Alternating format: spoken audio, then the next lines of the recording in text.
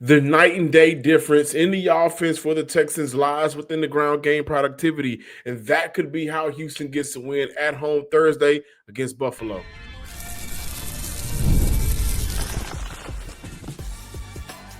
You are Locked On Texans, your daily podcast on the Houston Texans.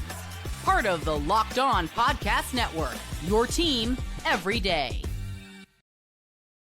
Battle Red Nation, from H-Town to your town, today's episode and every episode of the Locked On Texan podcast is for Texan fans all around. Got a good show for you today. I'm going to dive into Davis Mills. We need you again. D'Amico Ryans has already confirmed both C.J. Stroud and safety Jalen Petrie will be out Thursday, so they'll have another week to get ready for the coach. However, big game on Thursday night at home, prime time.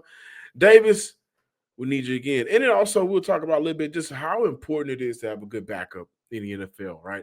A lot of teams deal with that issue, not necessarily here in Houston. The defensive game plan going up against Buffalo. Josh Allen has been hot the last couple of games. You know, what can the Houston Texans do against the Bills to make his day, his night rather, live in football hell to get a win Thursday night? But also just looking at the night and day ground game. When they run the ball well, the points show. When they don't run the ball well, the points show. So we'll dive into that on today's episode. Excuse me. I'm your Texas Credential Media member and football analyst, John Hickman. Thank you for making the Locked On Texas podcast your first listen of the day and for being a part of the Locked On Podcast Network, now the number one sports podcast network in the land. Nick Cayley, talk about the run game for us and how you guys are still trying to find a consistent run game for Houston. Always try, we want to establish the run. I mean, that's what we always try to do. That's what I believe in. That's what we believe in. So I mean, it's nothing more, nothing less. That's what we try to attack every single week. Some weeks are better than others, but we got to play a balanced game. We got to obviously control the line of scrimmage. I think that's consistent. There's really good fronts and defenses in this league that we play every single week. So it doesn't really change the approach from one week to the other. We know what we got to do. Well, 1 week to the other, things are a little bit different for the Houston Texans. Denver, 77 rushing yards, 2.8 yards per carry, 15 points. Jacksonville, 130 yards on the ground, 5.9 yards per carry, 2 TDs, 36 points. Tennessee, they got the dub, but 75 rushing yards, 3.3 yards per carry, 16 points. San Fran, 157 rushing yards, 4.4 yards per carry, 26 points. Seattle, 56 rushing yards, 3.3 yards per carry, 19 points. Baltimore, 167, 5.1 TD, 44 points. And for the Houston Texans guys, it's simple because they're going to go up against a defense in Buffalo that isn't great right now in stopping the run. Let's look at some of the Bills' rushing defensive numbers. 5.4 yards per carry, 153 yards per game, 17 rushing touchdowns on the year. And they've had games where they've allowed 114 to the Panthers, 4.1 yards per carry, 202 on Sunday to the Tampa Bay Buccaneers, 5.2 yards per carry. And that game also features no Ed Oliver. Miami, 197 rushing yards, 6.2 yards per carry, 2 TDs. Again, no Ed Oliver in that game as well. He's out for Buffalo. The Ravens to open up the year, 238 rushing yards, 8.2 yards per carry, 2 TDs. And against the Saints, 189, 5.6 yards per carry. When Houston rushes the ball effectively, the offensive output and productivity and production, is night and day compared to when they don't. Again, case in point, when Houston runs the ball for over 100 yards in games, they are averaging 28 points per game. When they don't run the ball for over 100 yards per game, 15.8. That's a 10-point difference. It's a 10-point difference, guys. And so this is a team that has its offensive struggles. They have an idea of what their identity, what they want their identity to look like and what they want it to be. And at times, through 10 games for the Houston Texans, 11 weeks, we've seen it. We've come away from some games thinking to ourselves, okay, you know what? The combination of Nick Chubb and Woody Marks, and also we got to sprinkle in some of the things that C.J. Stroud was doing with his legs on the ground, this is good for Houston. Maybe it's sustainable, but then reality will hit Houston in the face and we'll realize it's not sustainable. Why this plays into the favor of the Houston Texans, and I just gave you guys Buffalo's numbers, especially without Ed Oliver. All year they've had issues with stopping the run. All year. Now, have they played teams with offensive lines that are not as good, that are or just as bad as Houston? Yeah, I mean, Carolina doesn't have the greatest offensive line. The Saints, up and down offensive line situation. Miami up and down line situation. So it's not like it is out of the realm for the Houston Texans to be able to kind of go in there and punch the Bills in the mouth by being able to run the ball and with a good yards per carry. Is it about the volumes? Is it about the number of carries? Or for Houston, is it more so about when they do run the ball, they're sitting at 5.4, 4.5, 4.6 yards per carry. I think it may be more about that. Obviously, for Houston, if you can get to 20 to 25 carries on the ground, spread out throughout the game, I think that's amazing, right? For a lot of different reasons. Number one, the Buffalo Bills linebacker unit is currently averaging a 4.1 average depth of tackle, which has led to 83 rushing first downs on the year in comparison to Houston's linebacker unit. 3.4 ADOT, average depth of tackle, and 46 rushing first downs. We can talk about Henry T all we want in coverage, and I think that's warranted. I'm the president of the fan club, but I'm still here. I'm looking for somebody else to take over. But in the run game, Henry T has been very good for Houston. He's been good. Aziz has been good. EJ Speed in his role has been good. So just to compare how good Houston's run defense is compared to Buffalo's, and the reason why this game is not far out of reach for Houston, if there is a way to stay in the game, it is absolutely running the ball with a good yards per carry. You do that, you end up playing keep away. You play keep away, you keep Josh Allen off the field as much as possible. Josh Allen is coming into this game 11 TDs, 3 turnovers, and right now it's just Josh Allen against the world. He doesn't have any receiver out there you can trust. Keon Coleman got benched in the last game. He's been underwhelming and a disappointment to this point in his young career. The rest of those guys are not playing. They're a little bit older. They don't bring the same amount of juice that maybe they did before. They have a team full of wide receiver 2, 3s, and 4s.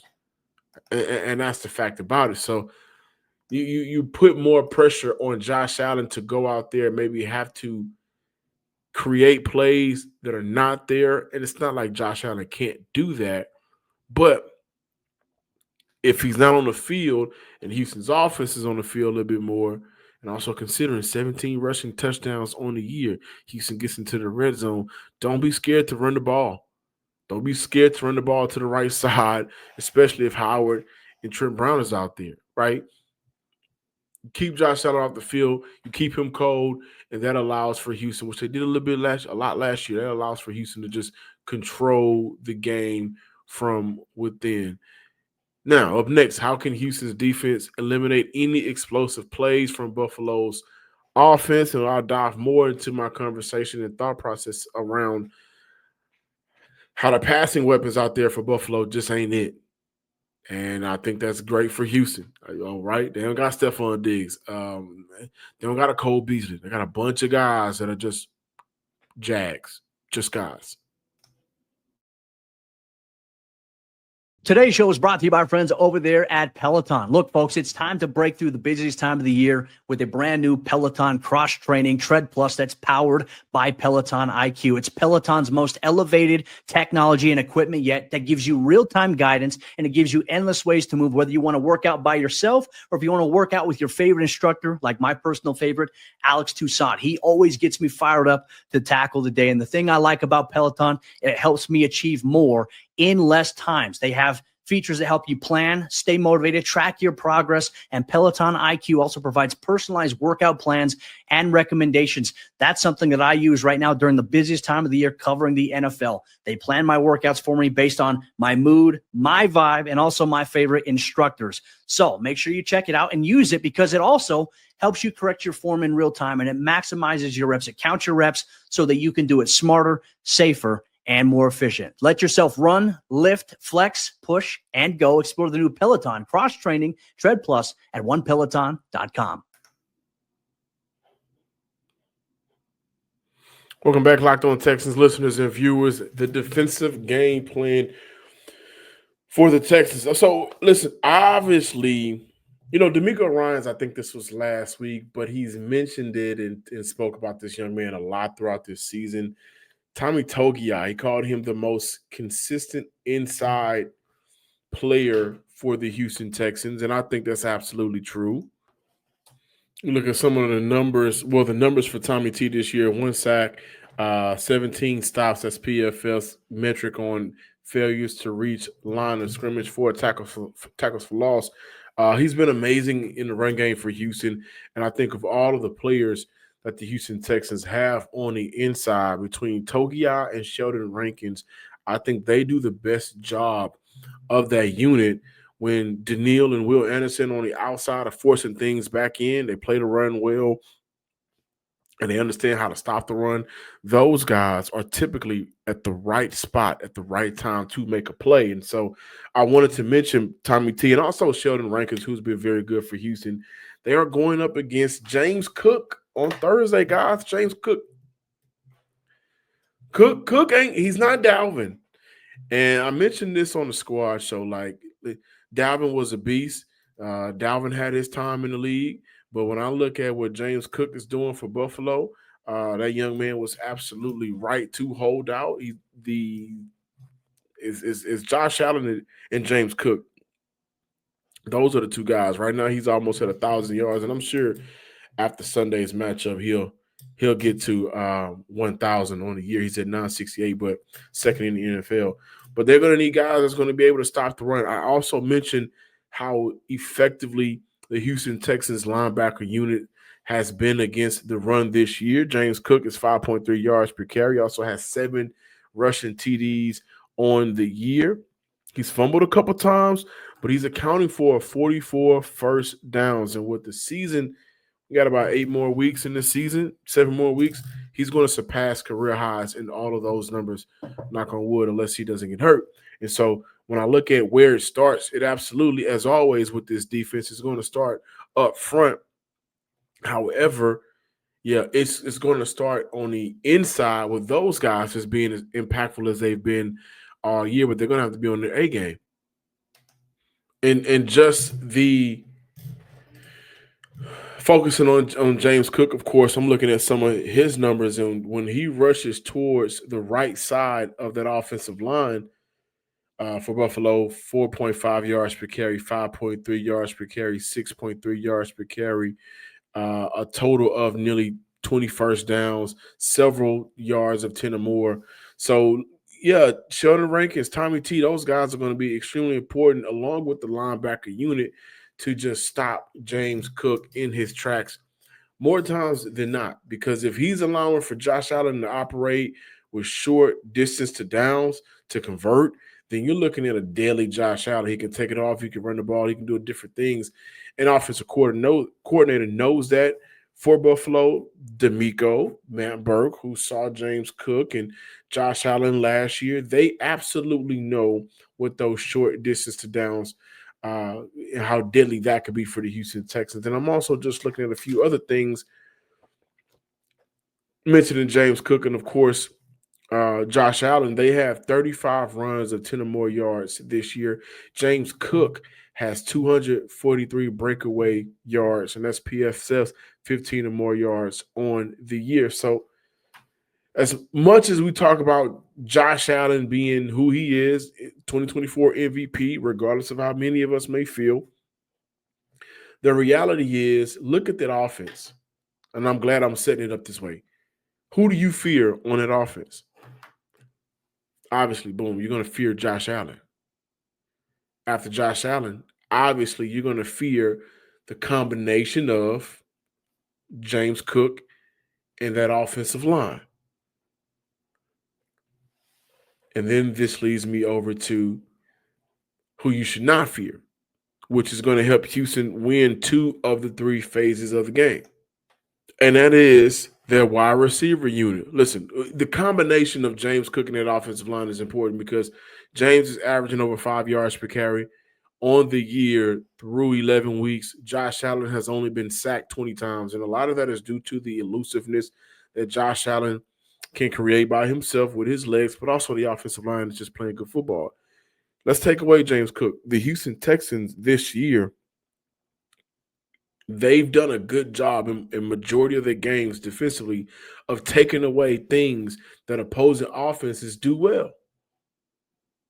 Let's go look at the numbers and the performance against Jacksonville both times. Let's go look at some of the things that maybe the Rams are doing now later in the year that they were not able to do against Houston in week 1. Same with Tampa. Like they'll take away something. They will limit what you do well, if not absolutely take it away altogether. But when I look at this receiving core for Buffalo, there's not a guy in that unit that I can say scares me. Not a one.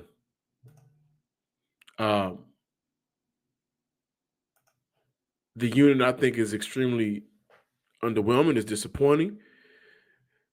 The player who has been maybe the most impactful for that unit has been Khalil Shakur, 9.9 yards per catch, 3 TDs on the year.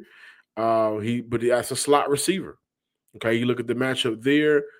Can Kamar, no Jalen Petrie this game, so what's the expectation? Is it for Kamar to get a hand on him? It'll be Miles Brown to get a hand on it. Obviously, you leave Derek Stingley to do what Derek Stingley does. And the thing about Khalil Shakur is he creates a bulk of his yards on yak yards. He gets the ball underneath and he can turn the field. Okay, that's great for Buffalo, but I think what Houston does well won't be a lot of that. After Khalil, Dalton Kincaid. After Kincaid, Coleman, Palmer, James Cook is number 5 in receiving yards. This is not a unit that scares me. This is not a unit that I think when you look at any X factors from the receiver unit, that even with some of the things and issues that Houston has, do I think that unit would be able to exploit it throughout the game? No, I don't. And I think for Houston, I already mentioned, hey, listen, the guys on the inside at the defensive tackle spot, they got to play lights out. The linebacker unit, they got to play lights out. And I think Houston needs to flirt with, I've said it before as a president, maybe put EJ Speed out there over Henry To'oTo'o moving forward throughout the year. But, does it make more sense for the Houston Texans offense, especially maybe on longer second down situations, maybe third down situations, to go a little bit more man? Do you trust the back end of that defense to hold up? They had some breakdowns last week against Cam Ward. And if you have a breakdown against Cam Ward, Lord knows what Josh Allen can do. And Tennessee don't have a good receiving unit. But what will be the game plan for Houston in this matchup that I think D'Amico and Matt Burke could look for to exploit and create that additional pressure on Josh Allen to kind of knock him off? Maybe it is man. Do you trust your tight ends? Do you trust your linebackers to limit their tight ends? And then on the outside, Shakur and Coleman, if he plays, or Joshua Palmer, those should be easy assignments for both Kamar Lassiter and Derek Stingley. Now, obviously, I'm not trying to coach from the couch, coach from a chair, but that's a real question. How can D'Amico Ryans and Matt Burke speed up Josh Allen so Josh Allen can create some of those turnover-worthy plays and maybe get the ball in the air with an opportunity for the Houston Texans defender to come down with it? They got to create that pressure. Obviously, that four-man front with Will Anderson and Daniil Hunter can create pressure on their own. But, okay, what other ways? And with that offensive line being so good, do you flirt with, you know what? Kamari, we want to move you on the inside and maybe send you on a cornerback blitz. A little bit smaller, but you are physical and you know how to pop somebody. So even if you don't get to the quarterback, maybe you can knock a lineman in the pocket of Josh Allen. I'm not sure. But if Houston could take away the run game, then I'm looking at of the three phases of the offense, quarterback, run game, wide receiver game, you'll take away two of the three, leaving just Josh Allen out there to try to win the game by himself. And I think that's a winnable formula for the Houston Texans. Now, Davis Mills, we're going to need you again, buddy. We're going to need you again. Can you get it done? But let's just talk about Davis Mills being a great backup quarterback for the Houston Texans and how Houston is blessed to be in a situation unlike other teams around the NFL. The NBA is back, and there's no better place to get in on the action than FanDuel, the official sports betting partner of the NBA. Even if you miss the start of the game or want to ride the hot hand, FanDuel has live bets on everything from who will score next to fourth quarter comebacks. Plus, you can even combine your live bets into a same game parlay for a shot at a bigger payout. It keeps every game exciting, especially when your team is making the late push, which is where the Houston Texans is right now. FanDuel has the spread at 5.5 points. Who will cover? Make sure you check it out over on FanDuel. Right now, FanDuel is giving new customers $300 in bonus bets when your first $5 bet wins. So head to FanDuel.com to sign up and play your game with FanDuel, the official sports betting partner of the NBA.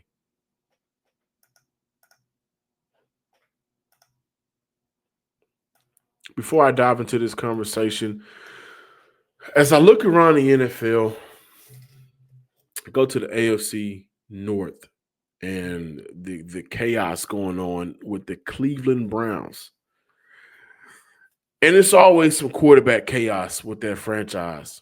For the last 30 years, it's always been an issue. But Dylan Gabriel gets hurt due to a concussion. But insert Shadir Sanders this past week in the talk of, getting reps and who's getting reps at practice with first team and things of that nature. And I just look at how things have been ran here in Houston. So hear from Nick Caley on Davis Mills and his preparation for Thursday night game and just how he's been over the last couple of games altogether, where he's been 2-0 in his starts. This type of situation. Well, I think, he took a lot of reps in the spring. Took a lot of reps in training camp as well, but I think just just putting him through the foundation piece where we built the offense up, and he's had a ton of reps, and he's engaged and works at it. And whether it's getting reps on the side, even through the season, earlier in the season, going and getting extra work on his own, he's put a lot of time in. So just continuing to move forward and push through with reps and getting those guys, especially in training camp and the OTA and the phase 2 process. I'm gonna do a focus for you. Obviously, Houston would love to have C.J. Stroud out there, and I've talked about it on the Tuesday show. You need your best of the best players when you're going through this stretch of games where you have Buffalo, Indy, Kansas City. You need your better players out there, right? Which is why not having Jalen Petrie is as big as not having C.J. Stroud. But it doesn't mean Houston can't win this game because Davis Mills has seen it. Davis Mills has won games in the NFL prior to this season.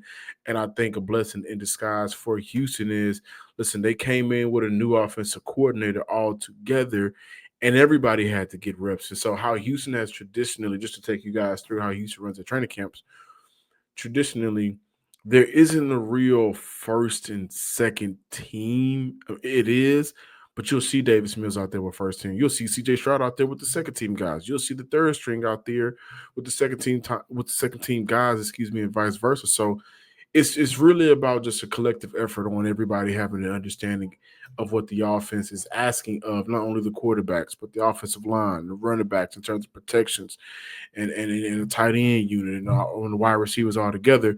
So when I look at Houston having a tough challenge on Thursday, quick turnaround game. Yeah, Davis Mills, we're going to need you again. I didn't know Davis Mills gets additional money per start. And so that's important as well.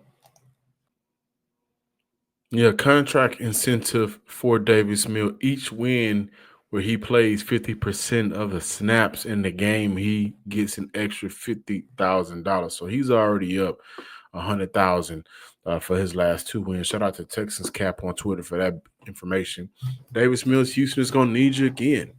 Money Mills, they're going to need for you to earn your pay. But more importantly, this is a game where, am I picking Houston to win the game? Absolutely not, because I'm indifferent. But I'm not necessarily counting Houston out in this entirety. Davis has won games in the NFL. This is his 5th year in the league. He's been able to be productive and have moments where he's thrown for 250 plus yards. Right, he's been able to make some impressive throws. Right, and I think when you look at the difference between where C.J. Stroud is in his career compared to Davis Mills, Davis has had how many offensive coordinators? Yes, Bobby Slug for the first 2 years, and also you look at Nick Haley this year, but he also had offensive coordinators before Houston got to this place where they were putting everything together for the promised land. So I think that having different coordinators, but also in the last 3 years not having to be forced out there and getting an opportunity to just read the playbook, get a better understanding of what the offense is looking for, and also seeing how things are operating and working from the sidelines. In IQ wise, and when you look at the intellectually part of the game, yes, major for a backup quarterback because he can see things from a different perspective. And this is where I think Davis Mills could help Houston win this game. He understands that, hey, you know what? I may have to silent count if Buffalo fans are a little bit loud. He understands that, hey, right now I may need to hard count to maybe, get Buffalo off sides here. He understands that I may need to check into a different play. He understands that right now I may need to flip the play, maybe going to the left. I may need to get it to the right, or I may need to take a timeout because we're not ready for what the defense is showing and what we're expecting to call. So, like, a few things I think plays in Davis' favor. And with Houston also hot, 2-0 in the last 2 games. Buffalo's hot as well. Can Davis win a shootout? I don't think he can win a shootout because obviously on the other side you have Josh Allen. But can he win a game where the defense is keeping it close? Yes, he can. And that's what's going to have to happen. Defense is going to have to keep it close. Houston's going to have to run the ball very well. And Davis Mills will have to make the throws when the throws are there to be made. And obviously, listen, I look at that 3rd and 16 conversion to Nico Collins. We know that Davis Mills, with time, can make certain throws. Thank you for watching and listening to today's episode of the Locked On Texans podcast. Please be sure to subscribe, like, and comment on YouTube, wherever you listen to your podcast, and follow me on Twitter at John_Hickman12. Until next time, ladies and gents, Texas fans across the nation, we got a Thursday night game coming up soon. Also, a crossover episode on Thursday will be dropping. That's going to be fun as well. Until next time, peace.